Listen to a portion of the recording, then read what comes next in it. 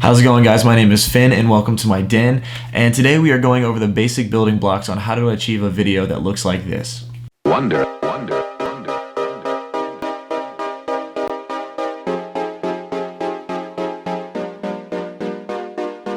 Now don't worry, we aren't going to try to tackle something that massive on the very first tutorial.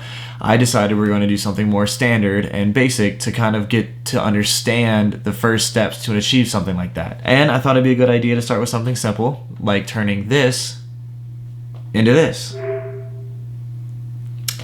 Let's just jump right into it. Alright, so I got my video that you just saw here, and I have a photograph that I took of the playing card in order to turn it into a hologram. So what we're gonna do is take our footage, drag it down to our timeline, and I'm just gonna go drag it to the point where you saw that cool effect. Alright, so it should be somewhere around here. Okay, holding up the card, and then right about here. Yeah, boom. So I'm looking at it, so I'm gonna do it right about there, and then it'll end right here. Okay, so I'm gonna drag this really quickly, this playhead, down to right here. That way I just have the area of which the effect's gonna be taking place is. It makes it easier on the computer so it doesn't have to render more than it has to. And trim comp to work area. So now our whole timeline is just this small segment of which I actually have to edit with.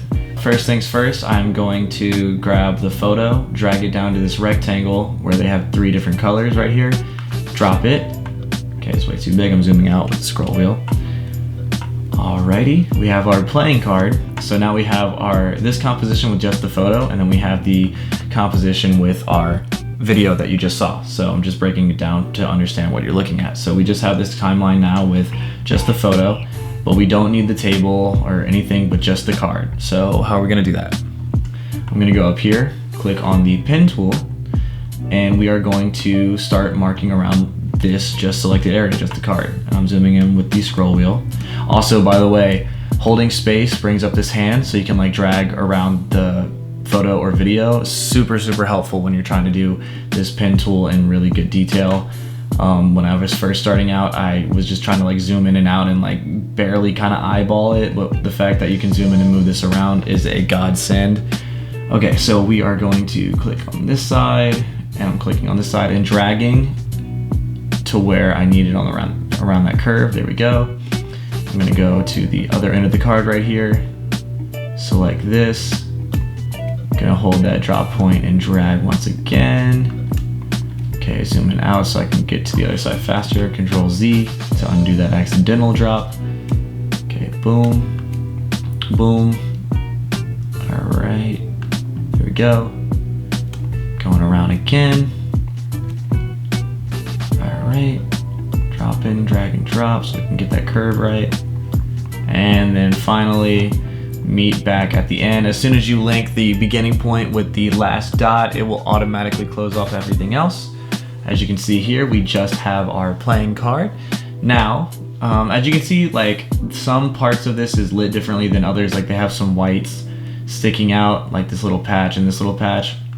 And we don't want that to make our effect look cleaner. What we're gonna do is this. We're gonna go to the effects and presets, type in curves, and take this and drag it onto our photo.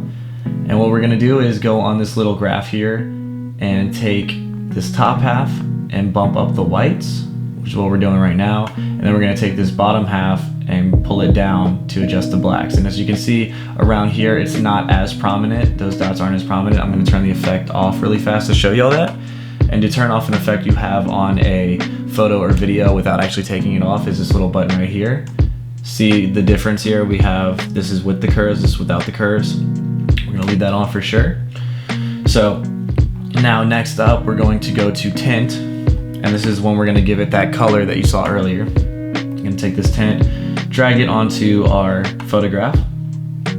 We're going to leave the blacks as is and take the white.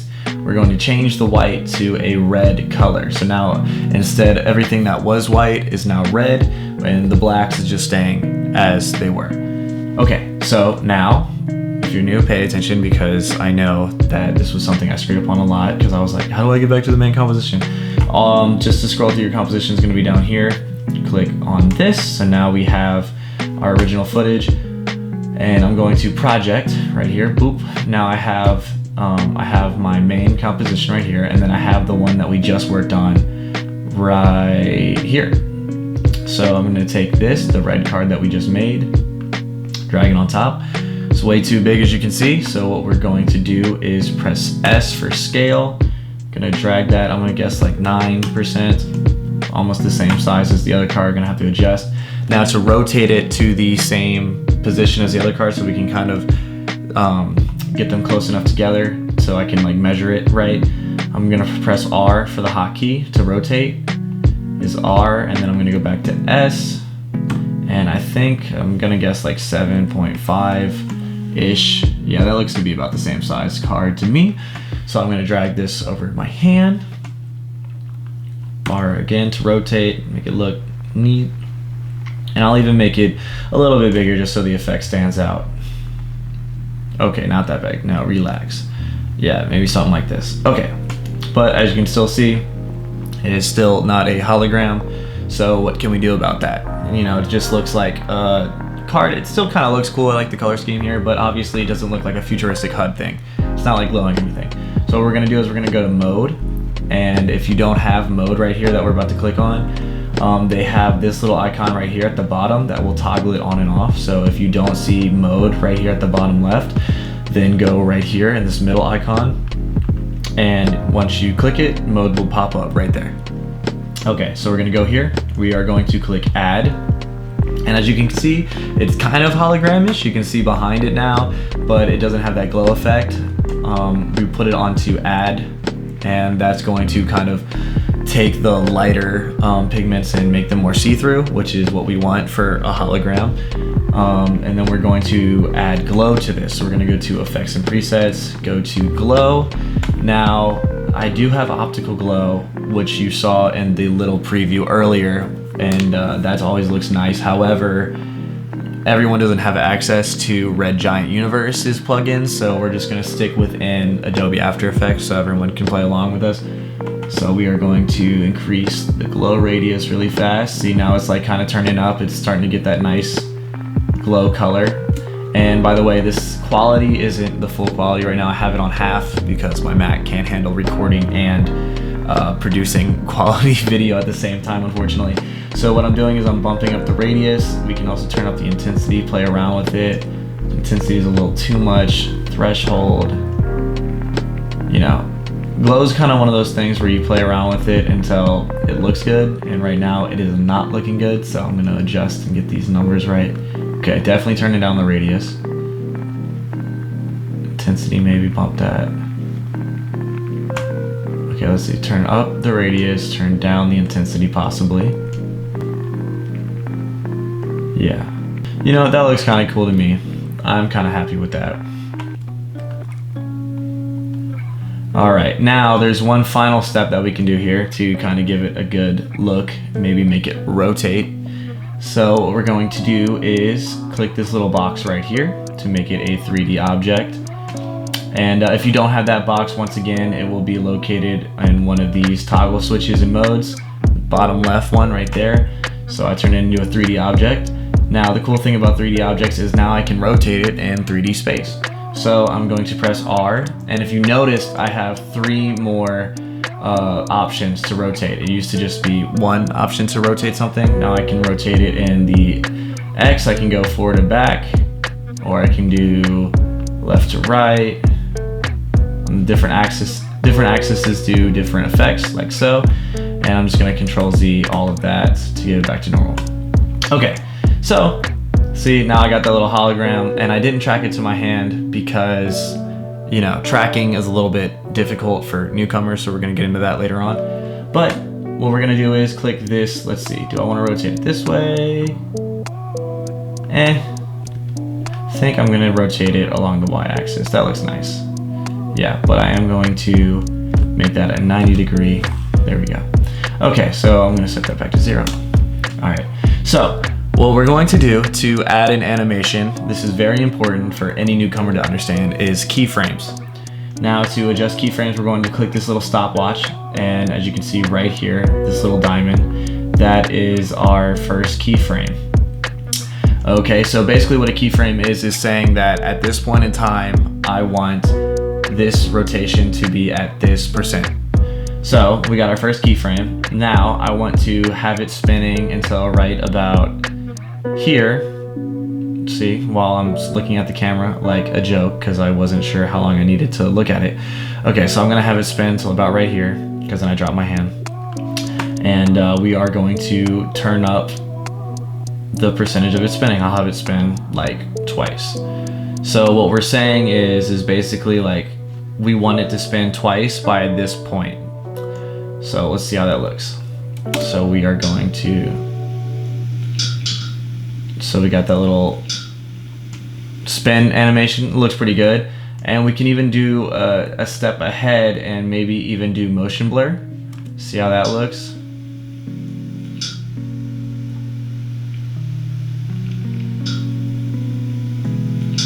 And I honestly think that one rotation would be enough because it's kind of spinning a little fast.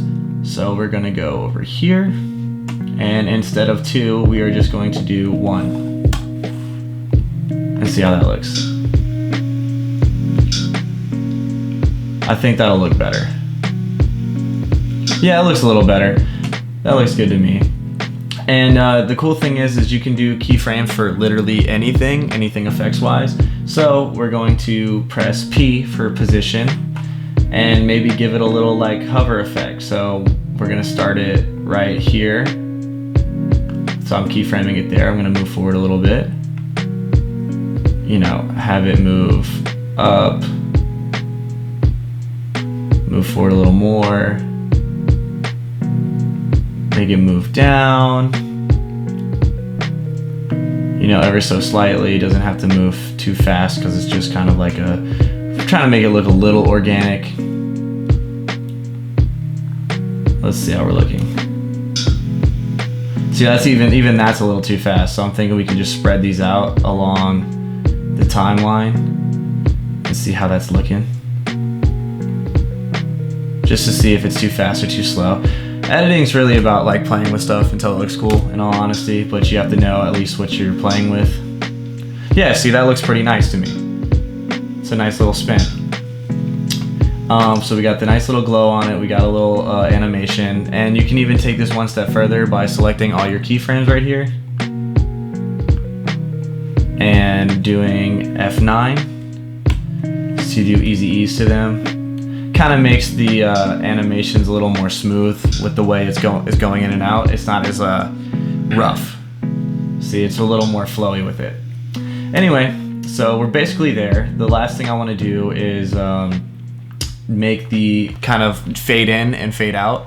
So what we're going to do is press T, get that opacity, set it all the way to 0. Notice I hit my keyframe, set it to 0, and we're going to turn it to 100 right about here. You know, and then towards the end we want it to fade out. So what we're going to do, pay attention new ones, is press this diamond right here, which sets the keyframe where I currently am to the last keyframe. That way it stays at 100, and then we can get it to fade out right about here when my hand goes down, back to 0. Yeah, so you know, that's it for the first, you know, hologram card effect. So there was an effect that I really wanted to add on this card that I just thought of last minute, and that is going to be Venetian blinds. So we're gonna go to the effects right here, Venetian blinds. I'm gonna grab this, drag it over here. And what we're going to do, I'm gonna make it face the front really fast so you can see the effects it's gonna have. Boom, right here. And what we are going to do is make this direction 90 degrees. We are going to turn the percentage up to, let's try 5 for now. 20%, we'll do 20%, see how that looks. All right, and then width. Okay, we could either do it 90 or 180. I think I'm going to do like 180 better. Yeah, I like that. It's giving it that, you know, it's giving that hologram line effect. So that looks good to me. 40. Yeah, so now it really is looking like a hologram, and I am much Just that little tidbit looks much better to me personally. You can do this with anything, that's the beauty of it. Anything that's like black and white or has like solid edges, you can play around with the different modes and colors to make it a hologram, which is the beauty of it. It doesn't just have to be a playing card. I recommend trying, you know, anything you can find around your house that is like two solid colors to make it easy on yourself if this is something you're new at, and seeing if you can turn it into a hologram. And later on we are going to put this playing card on the wall and track it to the wall. I think that's going to be our next project. Anyway, my name is Finn, this was my den, and thank you so much for checking out my first tutorial. This is how you turn a playing card into a hologram. Thank you, and I will be trying to put these out every week. See you next time.